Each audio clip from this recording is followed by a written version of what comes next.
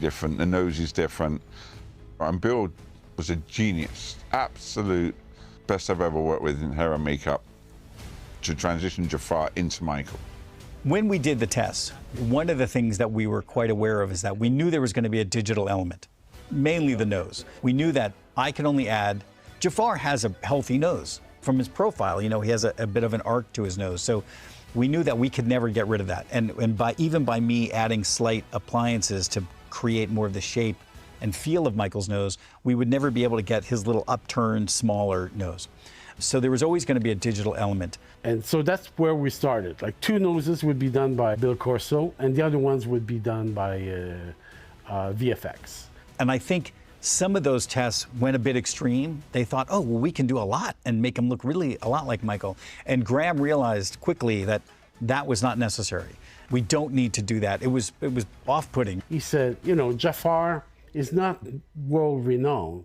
We don't want him to come in a press conference and nobody recognize him because we modified Jaafar to look like Michael Jackson so much that nobody knows Jaafar was playing him. The nose, over time, famously got smaller and smaller, which wasn't something we could always achieve in camera with prosthetic. And I told Louis right out of the gate, like, look, I've worked with this stuff a lot. I've done a lot of digital work myself, and I'd love to be really involved, and I'd love to work in tandem with you.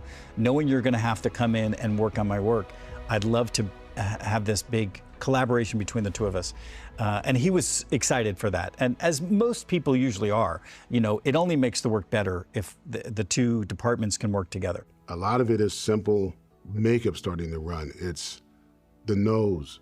But for young Michael, for Giuliano, he had a scar on his forehead. And Michael didn't, so we had to remove that scar. It would have been something that could have been covered by makeup effects, but that would have required a few hours a day of prep time. In the end, we had an in-house visual effects artist who would just take the shots as we cut them in, go ahead and paint them out. It would take him a few hours per shot.